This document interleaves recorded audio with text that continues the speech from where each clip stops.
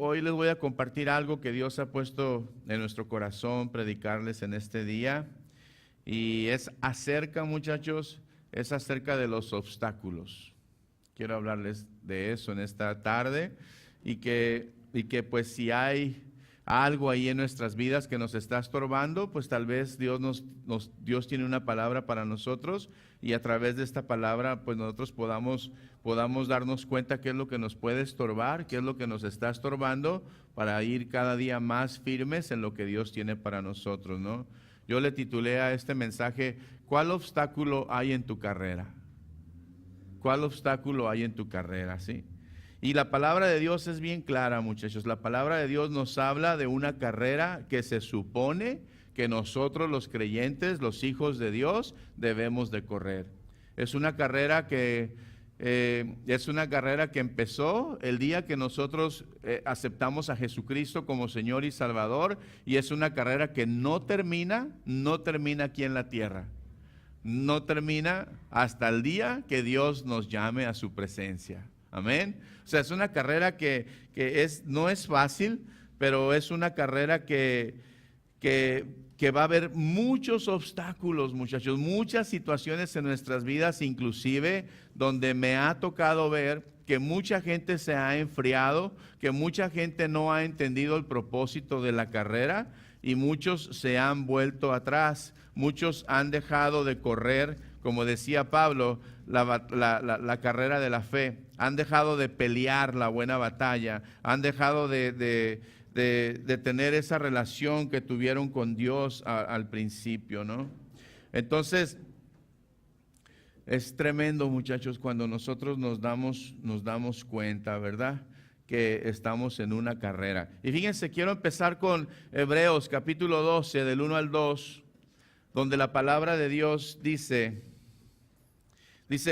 por tanto nosotros también, teniendo, ¿sí?, en derredor nuestro tan grande nube de testigos, despojémonos de todo peso y del pecado que nos asedia, y aquí empieza mi palabra, ¿verdad? Y corramos con paciencia la carrera que tenemos por delante. Puestos los ojos en el pastor, el autor, ¿está mal mi versión? ¿Puestos los ojos en quién?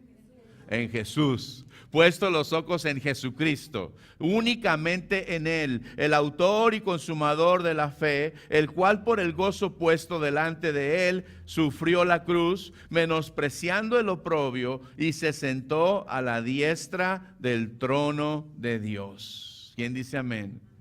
Esto es, muchachos, la carrera que se supone que debemos de correr nosotros es nuestra fe. Esa es nuestra carrera. Mi fe, tu fe, ¿sí? Es lo que tú y yo debemos de llegar a entender como hijos de Dios. Es una carrera que debemos correr con con paciencia, con mucha paciencia. Pero dice la Escritura que tú y yo debemos de tener nuestros ojos puestos en el Señor Jesucristo. La palabra de Dios dice que tu objetivo, mi objetivo debe de ser Él. Amén. Él no puede ser ningún hombre, no puede ser ningún ser humano, no puede ser ningún pastor, ningún evangelista, ningún profeta, ¿sí? No puede ser ninguna cosa que tú veas. Debe de ser lo que no ves, el invisible. Él es tu meta, Él es tu fe, Él es tu esperanza, Él es tu carrera. Pero tienes que correrla con mucha paciencia. Amén. Mucha paciencia. ¿Por qué, muchachos? Porque va a haber cosas, va a haber obstáculos, va a haber situaciones, adversidades que se interpondrán en esa carrera para que tú no llegues a la meta. Hay un adversario y ese adversario dice, no, yo voy a hacer lo posible para que Gesa no llegue a la meta, para que ella no logre el propósito para la cual el Padre Celestial le ha llamado. Y eso es algo que nosotros debemos de tener muy en cuenta, muchachos. Hay diferentes tipos de carreras, ¿sí? Y si yo te pregunto en este momento de una carrera, ¿qué se te viene a tu mente? ¿Qué se te viene a tu mente si yo te pregunto acerca de una carrera? ¿Qué es lo primero que te imaginas? Evangelismo, pero realmente, comúnmente la gente no piensa eso. Puede pensar en carros, ¿verdad? Puede pensar en caballos, puede pensar en la universidad, ¿verdad? Puede pensar, muchachos, en otras cosas que son realmente terrenales. Deporte. Hay gente que dice, yo voy a hacer una carrera en el deporte, ¿verdad? Yo voy a hacer una carrera en el ministerio, la maestra. Yo voy a hacer una carrera en ventas, voy a vender timeshare, esa es mi carrera, dicen muchos, ¿no? Pero qué tremendo cuando Dios nos llama, cuando Dios nos rescata y nos saca de las tinieblas a su luz admirable, cuando Dios nos saca de donde estábamos y Dios nos pone en otra carrera. Nos pone en una carrera más dura, más tremenda, una carrera, muchachos, que depende para nuestra eternidad, que depende para nuestro futuro, que depende para nuestras generaciones que vienen atrás de nosotros. Una carrera, muchachos, que si yo la corro bien, seguramente mis hijos y mis nietos también la van a correr. Qué tremendo, ¿no? Pero no es una carrera secular, no es una carrera universitaria donde a lo mejor yo como abogado, yo quiero que mi hijo sea abogado y mi nieto sea abogado y mi nieto sea abogado. No, esta es una carrera muy distinta. Esta es una carrera, muchachos, que tú y yo debemos de saber en dónde estamos parados, ¿sí? ¿Por qué? Porque Dios en su palabra nos habla de otro tipo de carrera, no la que nos lleva a tener un logro aquí en el mundo, ¿sí? Eso es algo que tú y yo debemos de saber. No, eso puede ser un logro, una meta, un anhelo o un deseo, muchachos, hacer algo en el mundo. Y no es malo, ¿verdad que no es malo? Dios no está peleado con que tú prosperes en todas las áreas de tu vida, pero ¿qué es lo más importante? Si la palabra dice, si el Señor no edifica tu casa, ¿qué dice? En vano trabajan los que la edifican. O sea, yo puedo tener una carrera secular sabiendo aún que la más importante es la que Dios quiere que yo corra, pero todo lo que yo hago, muchachos, tiene que ser fundamentado de acuerdo a la palabra de Dios. Amén. O sea, todo eso, muchachos, es algo que yo debo de tener en mi corazón, debo de tener la certeza de que lo que yo puedo tener como logro en el mundo no se va a comparar en nada con la carrera de la fe. Amén. No se compara en nada, muchachos, con la carrera que determina la eternidad, mi eternidad, tu eternidad. Determina dónde voy a estar yo por el resto de la eternidad. Entonces, qué tremendo es, muchachos, que una carrera secular me da una recompensa temporal. Una carrera en el mundo tiene un límite o tiene un final, pero una carrera de la que yo te estoy hablando ahora, ¿sí? Es una carrera temporal aquí en la tierra, pero su recompensa no tiene fin, es eterna. La recompensa es eterna. La recompensa depende, ¿verdad?, de ti y de mí. Depende, así como nos podemos esforzar para tener logros en la tierra, sí, nos debemos de esforzar aún mucho más para tener logros en el cielo. Tener logros en el cielo. Poder llegar un día a decir, como Pablo dijo en 1 de Timoteo 6:12. En 1 de Timoteo 6:12, Pablo dijo, pelea la buena batalla de la fe. Echa mano de la vida eterna, a la cual asimismo fuisteis llamado, habiendo hecho la buena profesión delante de muchos testigos. Amén. Echa mano, ¿sí? Echa mano de la vida eterna, dice el Señor. Pelea la buena batalla, pelea la batalla de la fe. Sé honesto, sé íntegro, confía en el Señor. Él va a hacer lo que tú no puedes hacer. Él va a pelear por ti. Él va a pelear por ti. Tú vas a pelear la buena batalla en integridad, en obediencia, corriendo la carrera con paciencia. Pero el que te va a dar la victoria es el Señor Jesucristo. Y es algo que nosotros, muchachos, necesitamos todos los días darnos cuenta en qué carrera estamos. En la carrera de la fe que debes de correr, debes de saber que como en toda carrera también habrá obstáculos que se deben de vencer. Y la carrera de la fe, muchachos, es una batalla que se debe de luchar, ¿sí? Segunda de Timoteo 4:7, Pablo le está escribiendo a Timoteo y le dice, he peleado la buena batalla, he acabado la carrera, he guardado la fe. ¿Quién dice amén? ¿Te imaginas que cuando tú estés ya en tu lecho de muerte, cuando ya Dios, ya sabes que te vas a ir con Dios porque vas a saber? Digo, si es que no nos toca antes, ¿verdad? El arrebatamiento, si es que no nos toca antes partir con el Señor. Pero ¿te imaginas que cuando tú ya estés en ese estado tuyo, tú le puedas decir a una persona esas palabras? He peleado la buena batalla, he acabado la carrera, he guardado la fe. Imagínate que tú se lo puedas decir a tus hijos, a tus nietos.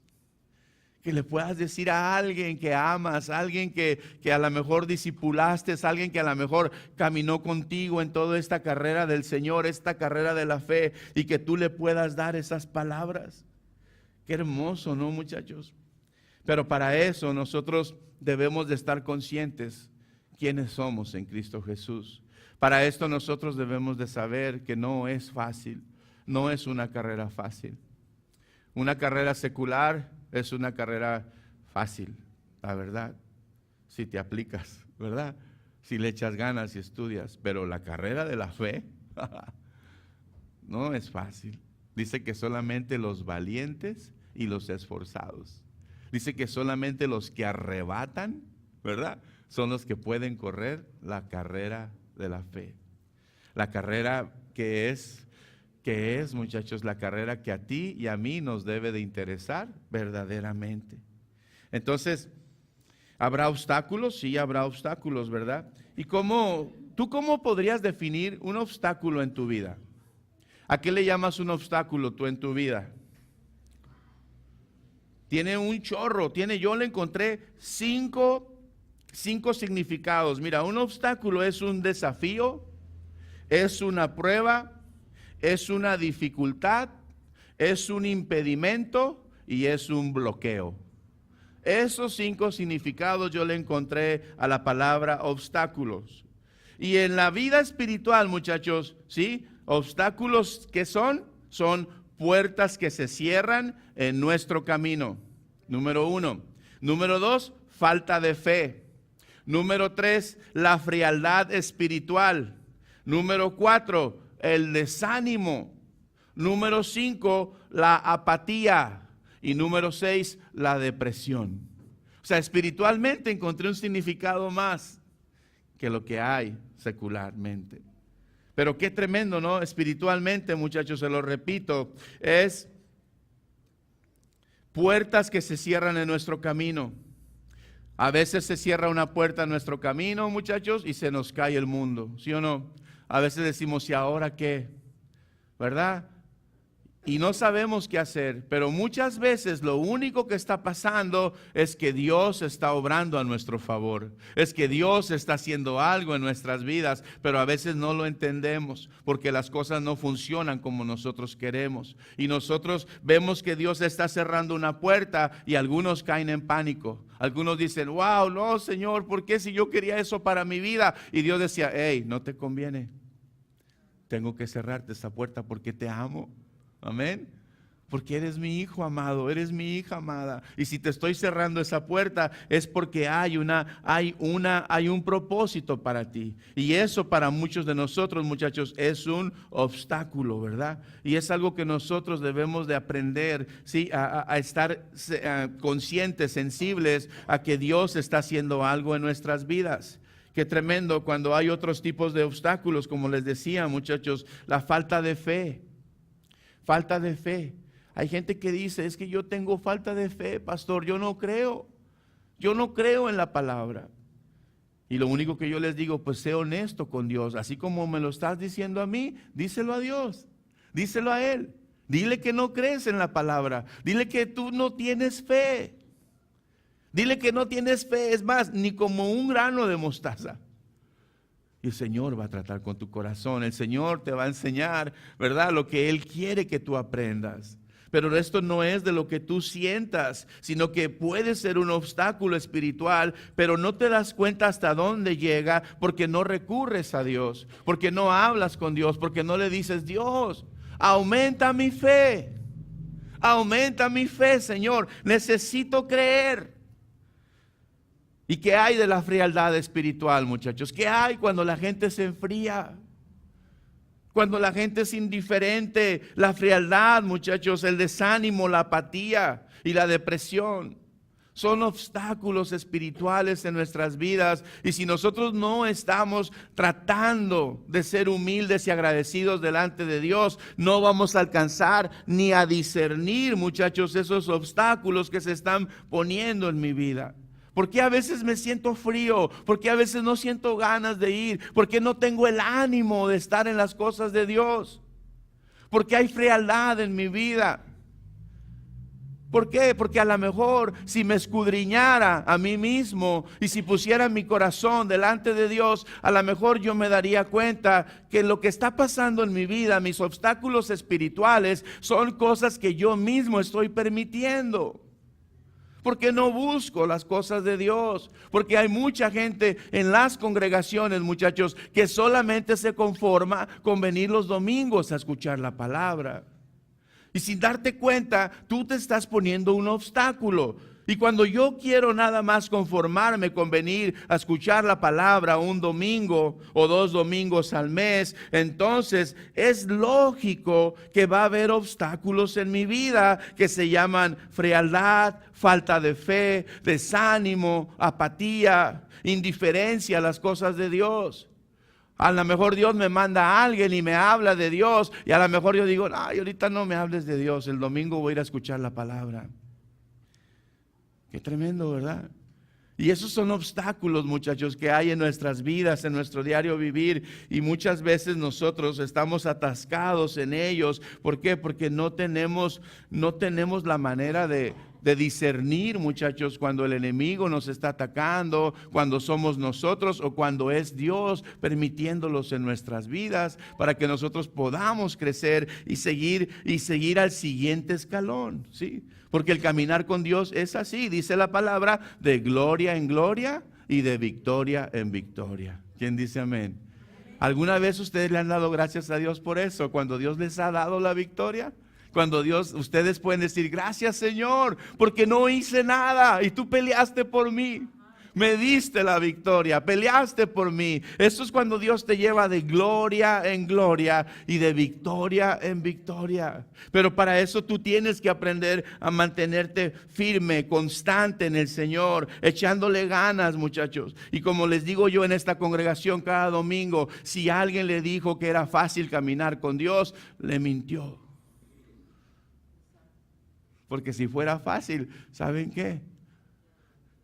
Fuera el grupo más grande que existiera en el mundo. Todos quisieran ser cristianos, ¿sí o no? Todos quisieran ser creyentes, ¿verdad? Pero estoy hablando de los verdaderos, ¿verdad? Estoy hablando de los que verdaderamente han creído y han puesto su confianza en Dios. Pero por eso tenemos que estar bien, pero bien alertas. Ahora, ¿cómo pueden venir también obstáculos a nuestra vida, muchachos? Bueno, pues pueden venir, escuchen, a través de una depresión, a través de una traición, a través de una decepción, a través de un desempleo, a través de un mal carácter. Cuando tenemos mal carácter, ¿cómo viene obstáculo a mi vida? A través de un vicio, a través de un pecado que me asedia, un pecado que no lo quito de mi vida, un pecado que ahí está, y ahí está, y ahí está. Y el pecado es como el vicio. A veces decimos: ay, ese vicio, ese alcohol, o ese cigarrito, o esa droguita, no me controlan. Cuando yo quiero lo voy a dejar. Esa aventura de adulterio, ese coqueteo con el pecado, a veces dice la gente: no importa, no me domina, yo lo puedo dejar cuando yo quiera. Y cuando menos piensa uno, ¡pum!, ya estás completamente, ¿sí?, en medio de un obstáculo. Y después ya no sabes cómo salir. ¿Cómo le voy a hacer? ¿Cómo le voy a hacer para salir de eso? ¿Sí? Y aún ahí en medio de ese obstáculo se te olvida que lo único que tienes que hacer es mirar para arriba, ¿verdad? Y decir, Señor, sácame del hoyo. Sácame de esta condición, Señor, en la que yo estoy viviendo, Señor, porque no he sido sensible a lo que tú tienes para mí, ¿sí? Y hay tantas cosas, muchachos, que pueden surgir como obstáculos en el trayecto hacia la victoria, hacia el galardón, hacia el premio. El obstáculo mayor, muchachos, que encontraremos, o quizás algunos ya lo encontramos, se llama Satanás. Es el obstáculo número 1. En Primera de Pedro, capítulo 5, versículos 8 y 9, veamos lo que dice la palabra de Dios.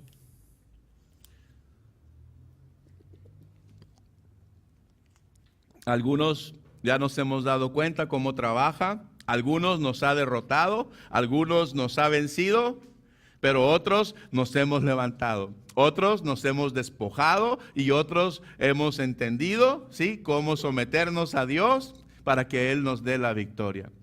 Primera de Pedro 5, 8 y 9 dice, sed sobrios y velad. Sobrios, ¿qué significa sed sobrios? ¿Qué significa velad? Porque vuestro adversario el diablo, como león rugiente, anda alrededor buscando a quien devorar, al cual resistir firmes en la fe, sabiendo que los mismos padecimientos, ¿qué dice?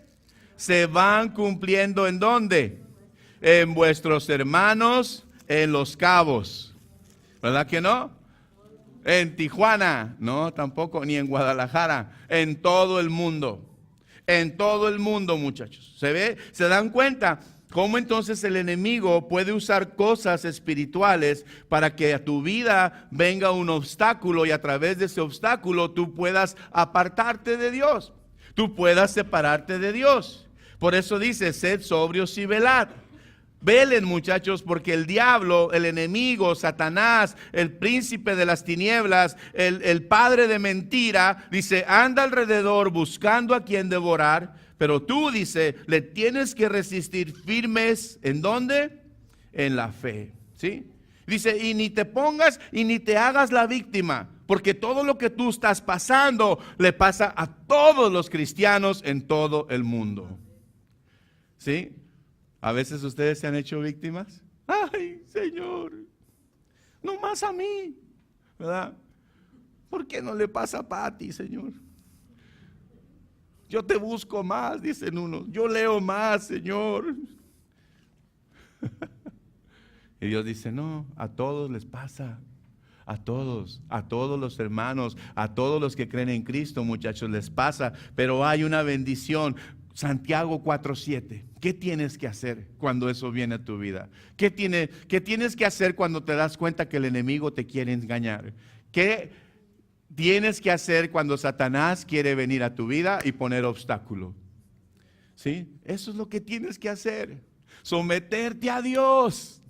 Resiste al diablo y huirá de ustedes. Amén. Someteos pues a Dios. Resistid al diablo y huirá de vosotros. Un adversario, muchachos. Este adversario que nos habla Pedro en esta palabra del capítulo 5 es un contrincante, es un rival, es un opositor. En pocas palabras, muchachos, es el que se va a encargar de poner los obstáculos para que no llegues a la meta.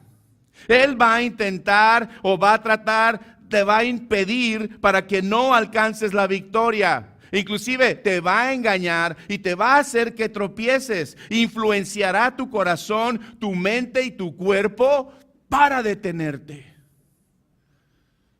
Pero Dios dice, yo estoy contigo. Amén. Yo te quiero dar la victoria. Yo quiero que tú pruebes mi poder, dice Dios. Pero ¿qué tienes que hacer, Señor? Santiago dice que yo me someta a ti, Señor, y que yo resista al diablo para que huya de mí. Eso es lo que dice Santiago. Pero después el apóstol Pablo le dice Dios a Pablo, le dice, bástate mi gracia. Bástate mi gracia, dice el Señor. Porque cuando tú eres débil, dice, yo soy fuerte. Bástate mi gracia, porque mi poder, dice Dios, se perfecciona en tus debilidades. Amén. Ahí es donde Dios se perfecciona. Ahí es donde Dios se hace fuerte. Y ahí es donde tú puedes comprobar el amor de Dios, cómo el Señor te ama y cómo te da la victoria y cómo el Señor te levanta cuando pensabas que ya todo estaba perdido. El Señor viene y te rescata del lodo cenagoso, te saca del pozo oscuro y dice que te pone en una silla en alto, en lugares celestiales. Dice, Señor, gracias Señor, porque no merezco nada de eso. Porque sin merecer nada, Señor, me das todo, Padre.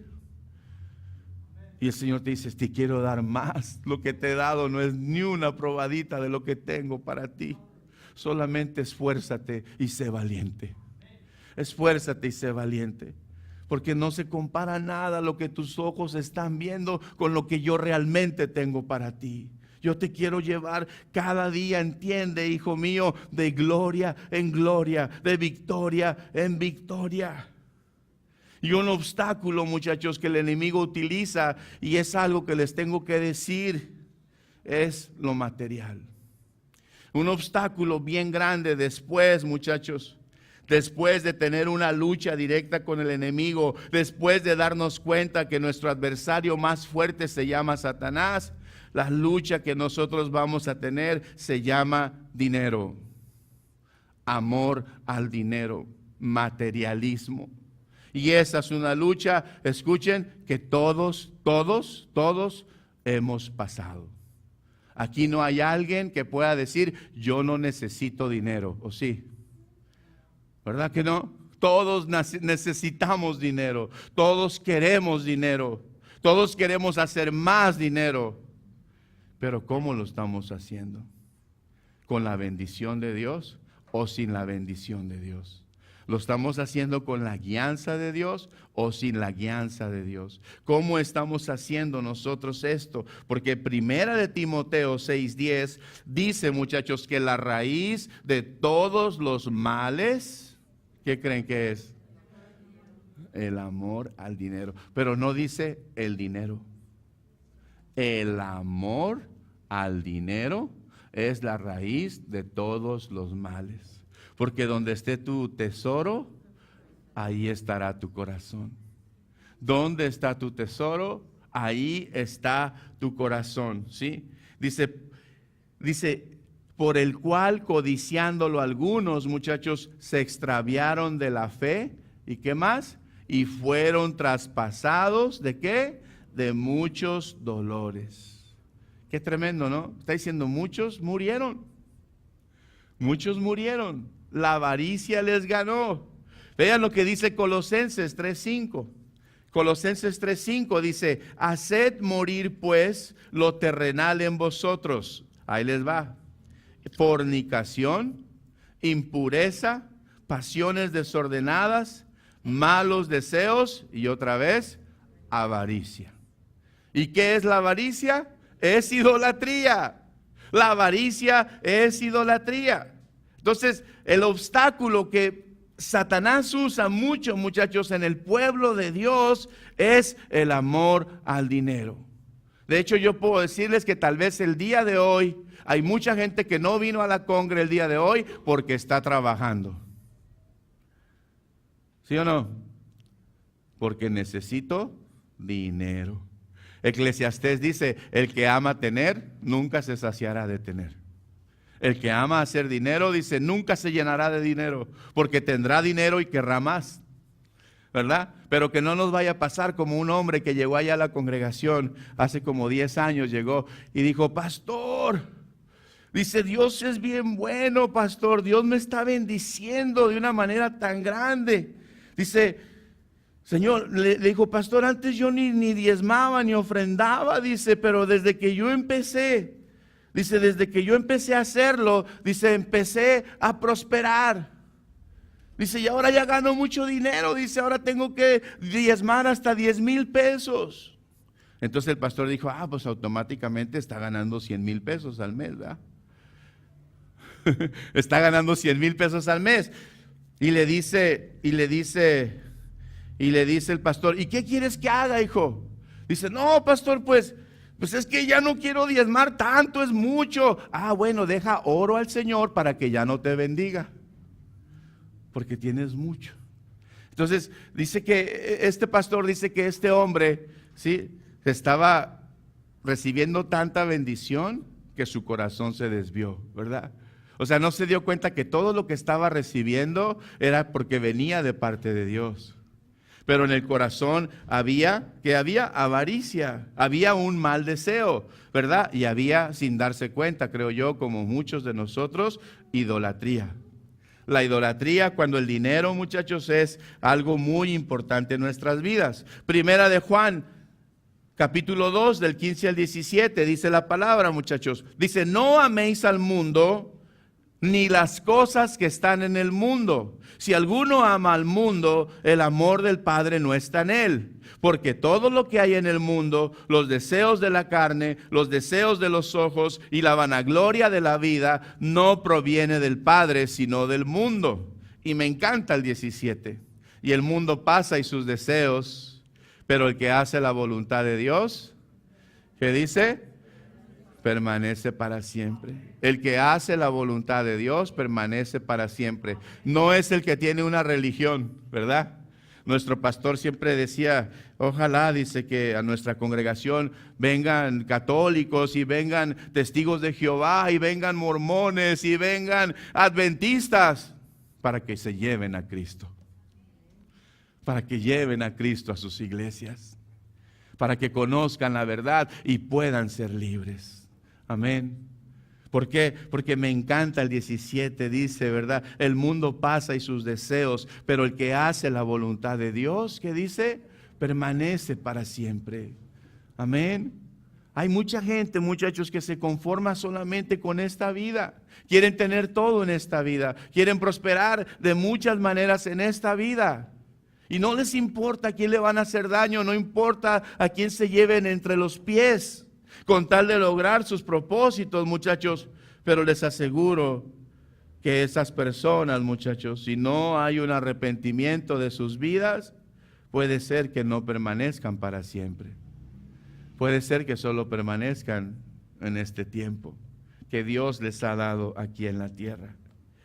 Y es algo que nosotros debemos de tener en nuestras vidas, muchachos, el deseo de conocer más, el deseo de agradar a Dios, el deseo de ver cómo está nuestro corazón, el deseo de no darle lugar al diablo. No darle lugar al diablo en nuestras vidas, el deseo de saber que somos administradores de Dios y que no somos dueños de nada de lo que tenemos. Nada es nuestro, ni mis zapatos, aunque yo le llame mis zapatos, aunque le llame mis pantalones, aunque yo le llame mi camisa. O sea, realmente no somos dueños de nada, muchachos. El que es dueño de la tierra y su plenitud, dice el Señor, soy yo. Él es el dueño. Todo lo que existe, todo lo que respira, todo lo que alaba es de Él. Y Dios nos ha puesto en esta tierra únicamente como administradores. Amén. Entonces, si Dios te da mucho y Dios te llega a bendecir de una manera exagerada, reconoce que nada es tuyo y que necesitas la inteligencia correcta para poder administrar sus bienes. Amén. Para que tú permanezcas para siempre. Fíjense, Pablo, muchachos, me encanta lo que dice Filipenses capítulo 3. Filipenses capítulo 3 del 5 al 11. Filipenses 3 del 5 al 11. Pablo, muchachos, dice la escritura que él dejó todo por seguir a Cristo, muchachos. Fíjense, dice la palabra.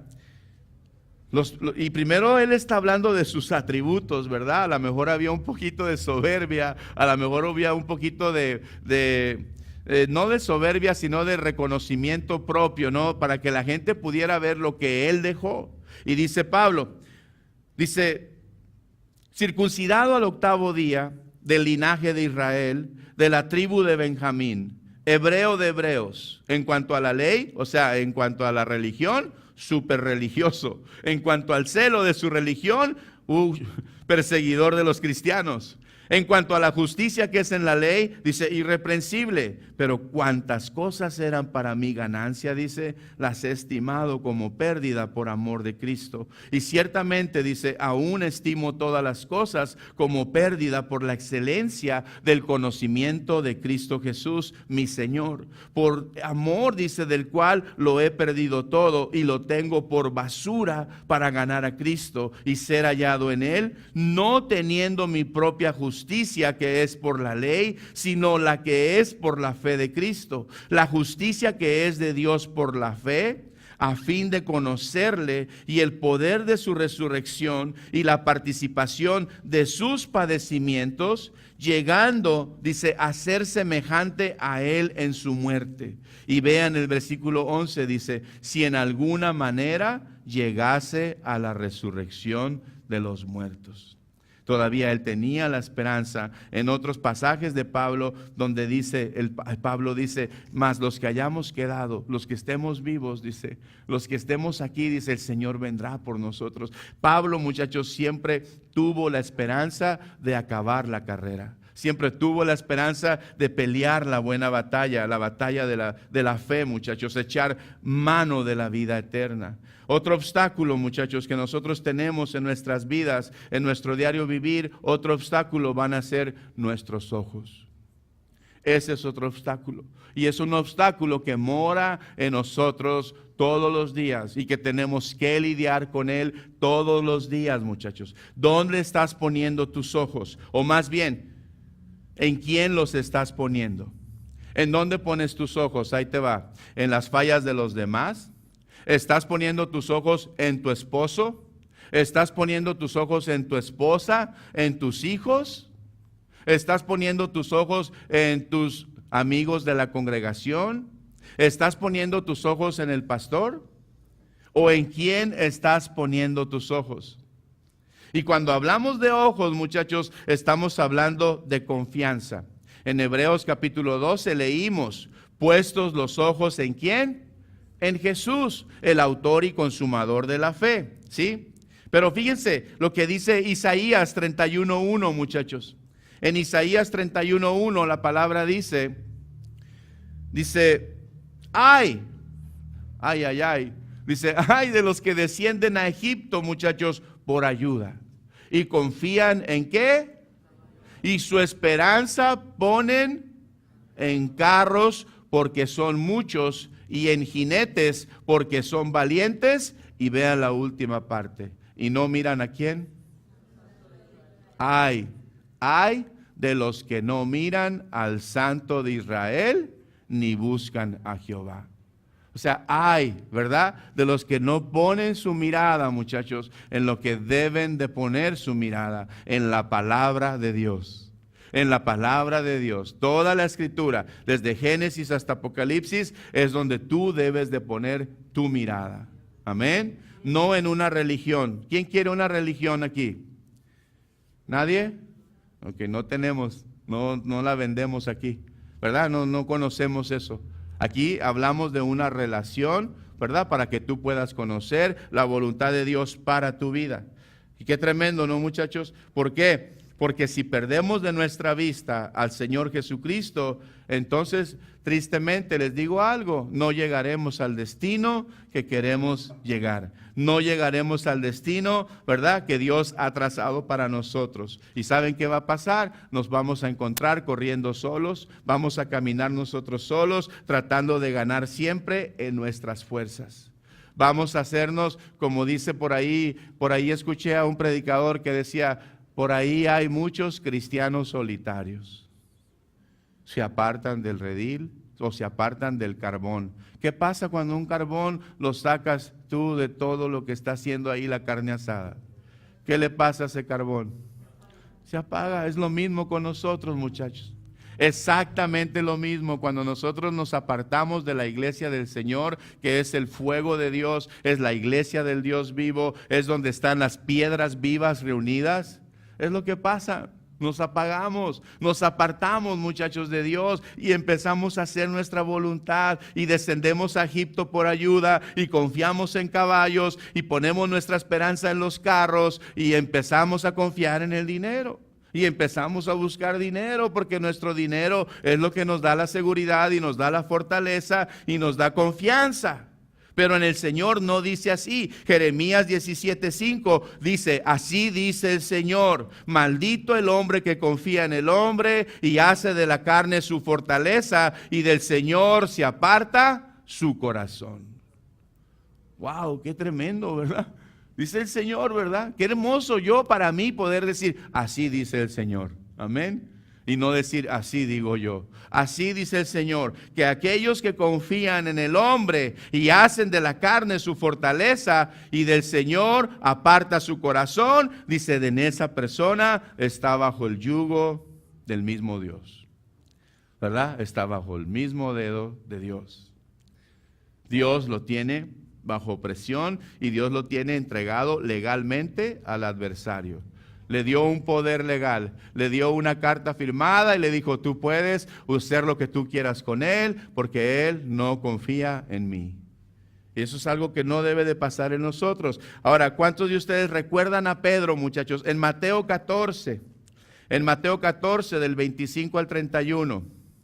¿Alguien de aquí ha dudado alguna vez en su vida de algo? ¿Ustedes han dudado de algo? Yo creo que todos, ¿no? La duda es tremenda, ¿sí o no? ¿Qué hace la duda en nuestras vidas, no? La duda hace que nosotros, muchachos, de verdad que nosotros quitemos nuestra mirada de lo que debemos de ver, ¿sí? Y dice la palabra en Mateo 14, del 25 al 31. ¿Se están aburriendo? Ok, ya vamos a terminar, se los prometo. En 2 horas nos vamos. Dice, mas a la cuarta vigilia de la noche, Jesús vino a ellos andando sobre el mar. Y los discípulos, dice, viéndole andar sobre el mar, se turbaron diciendo, ¡un fantasma! Y dieron voces de miedo. Pero enseguida Jesús les habló diciendo, hey, tened ánimo, yo soy. No temáis. Entonces le respondió Pedro y dijo, Señor, si eres tú, manda que yo vaya a ti sobre las aguas. Y él dijo, ven. Y descendiendo Pedro de la barca, dice, andaba sobre las aguas para ir a Jesús. Pero al ver el fuerte viento, dice, ¿qué dice? Tuvo miedo y comenzando a hundirse dio voces diciendo, Señor, sálvame. Sálvame. Al momento Jesús extendiendo la mano, dice, le jaló, asió de él y le dijo, hombre de poca fe, ¿por qué dudaste? Punch. Hombre de poca fe, ¿por qué dudaste? ¿Por qué dudas? ¿Por qué dudas de tu Dios? ¿Por qué dudas de la palabra que Él ya dio? ¿Por qué dudas de lo que Él ya dijo? Números 23:19. ¿Por qué dudamos, muchachos?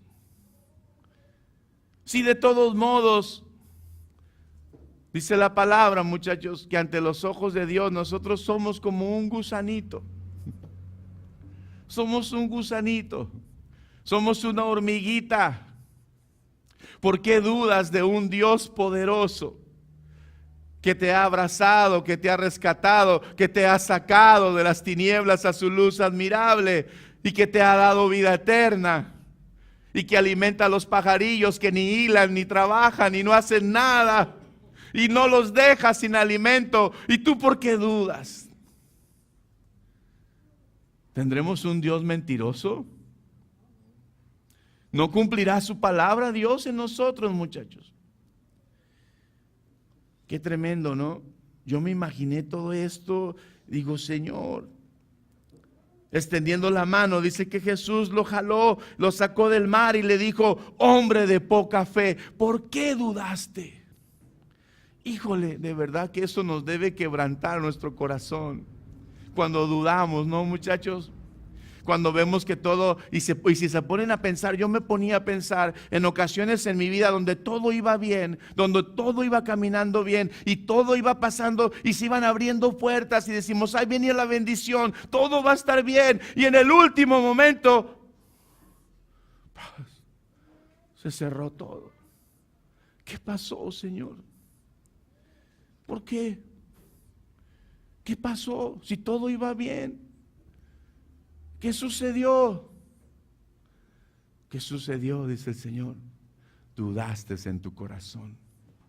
Dudaste por un segundo en tu corazón de que todo esto era algo imposible.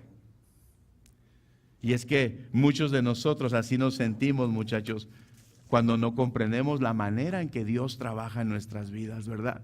Y más cuando sobrenaturalmente se empiezan a abrir puertas, cuando Dios empieza a hacer cosas hermosas en nuestras vidas y decimos, Señor, como dice el gringo, no, it looks so good to be true, ¿verdad? Es como cuando el gringo dice, free, free, gratis. Y así nos pasa, dudamos, cuestionamos a Dios, cuando todo está obrando bien. Y qué tremendo, muchachos, porque escuchen, Satanás siempre tratará de meter dudas en nuestras vidas, ¿sí? ¿Y por qué duda, muchachos? Porque la duda es incredulidad.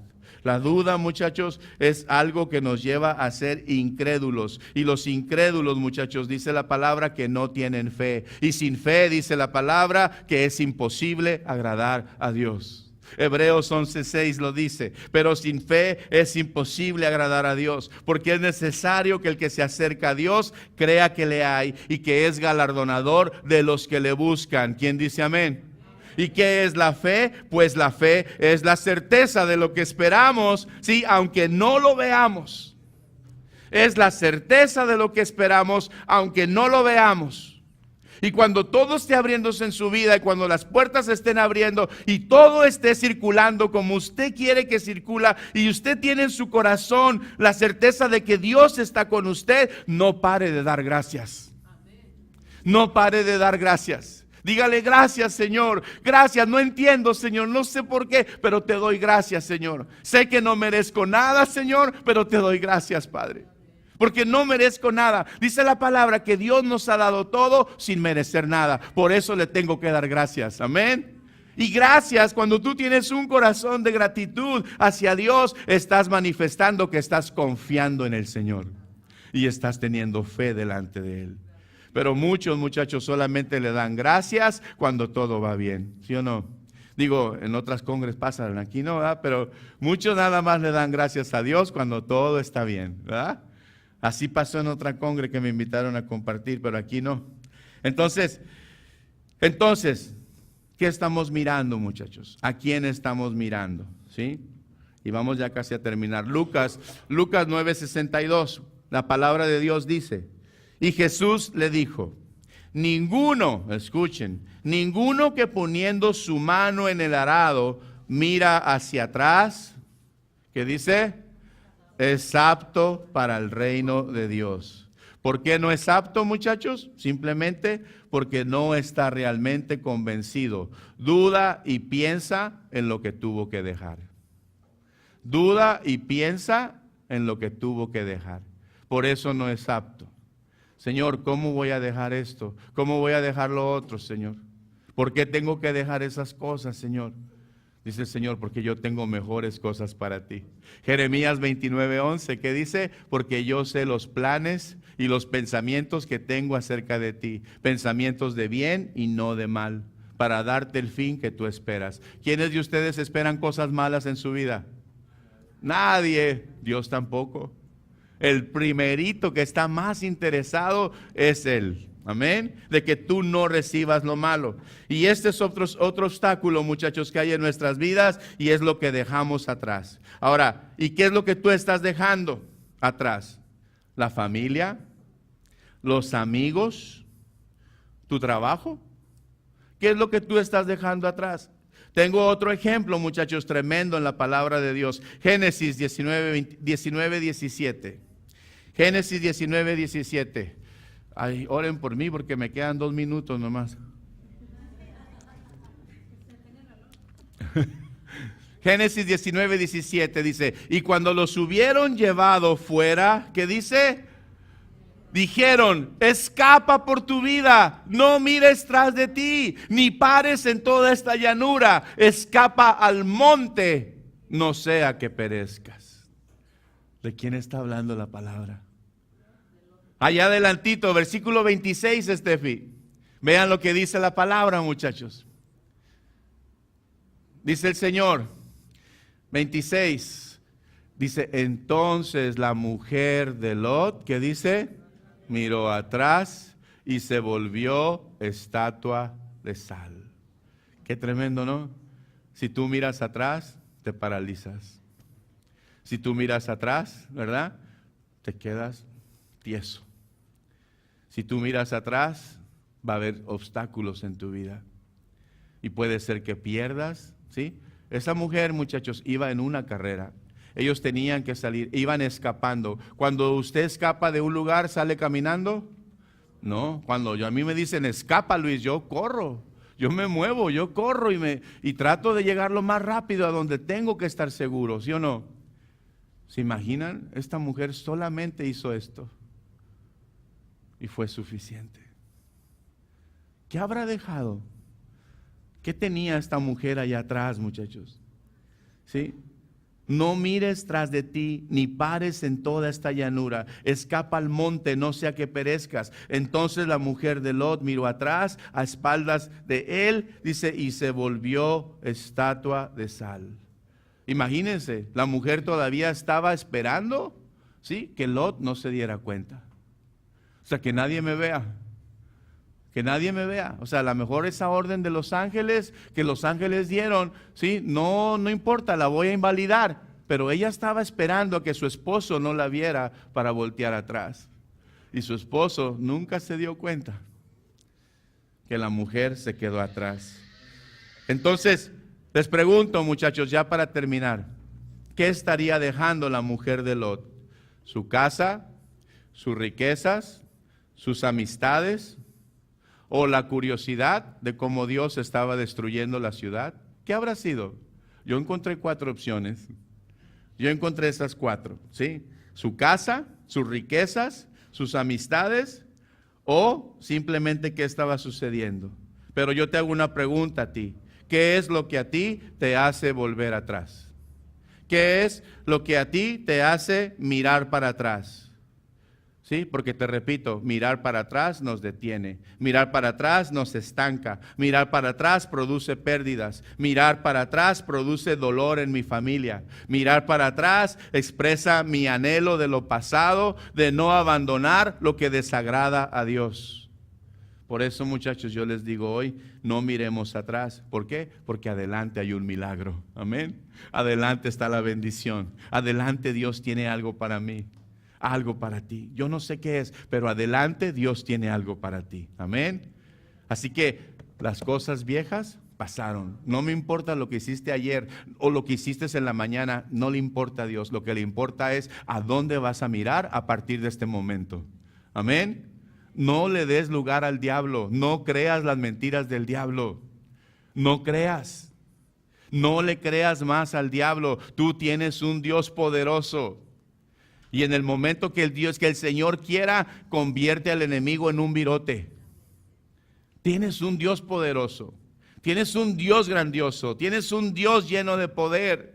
No le des más autoridad al enemigo en tu vida como muchos hermanos lo hacen. Hay muchas personas creyentes que se preocupan más de lo que Satanás les puede hacer que lo que Dios ya hizo en sus vidas.